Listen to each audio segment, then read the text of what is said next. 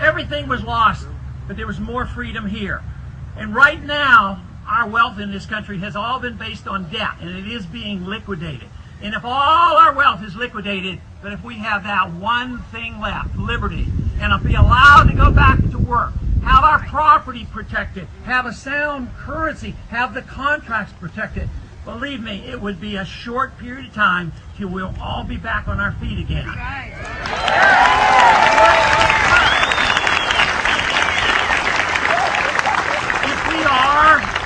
If we are truly humanitarian, sometimes we're accused when we argue for liberty that we're selfish and all we want to do is take care and accumulate wealth. But if we are truly humanitarians, you have to argue for freedom. Because it is under freedom that you take care of the maximum number of people in the fairest manner. And that's what we have to argue for.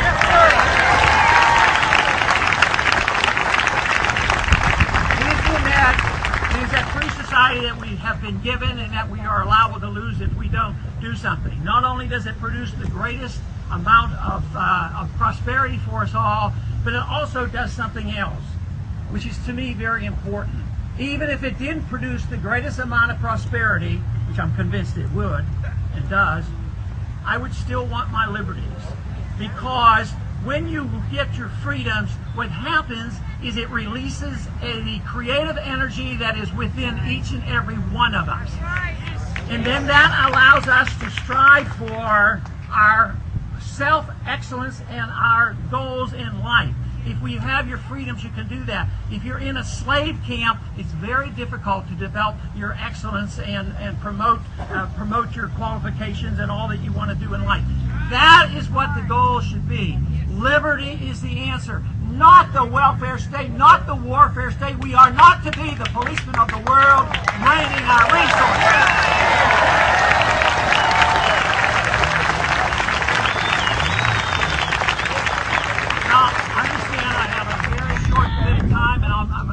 Finish and tell you what I think we could do in the transition, because if they say, well, do what you should do and try to prevent this problem, there is a way.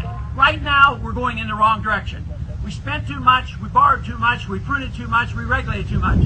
We get into trouble, so we spend more, borrow more, inflate more, and regulate more. We can't get out of it. But let me tell you, there's a lot of people who have become dependent on some of our programs at home. The Medicare system and the children and all this. I do not believe you attack that.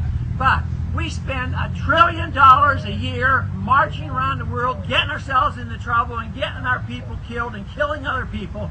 What we can do is save hundreds of billions of dollars, bring our troops home, have a stronger national defense, put some of that money against the deficit, and then take care of the people that really need the help, the infrastructure, or these other things.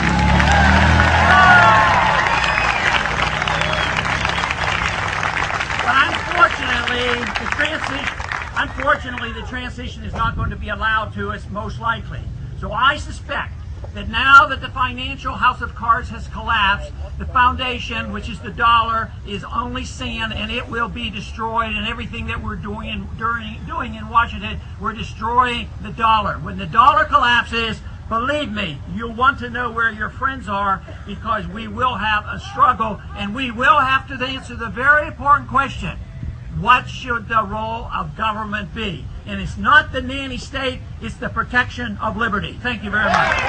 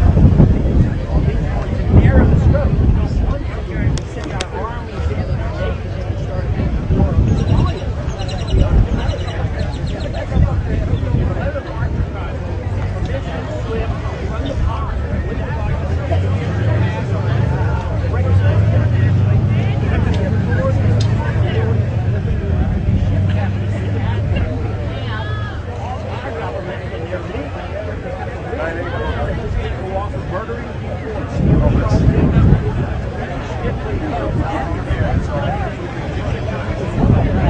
I am very pleased it's getting lost. Right, I mean, it's a serious situation here. It's happened this way 3 times. I mean, you're very serious about it. Yeah, but there's literally hundreds of these things going on.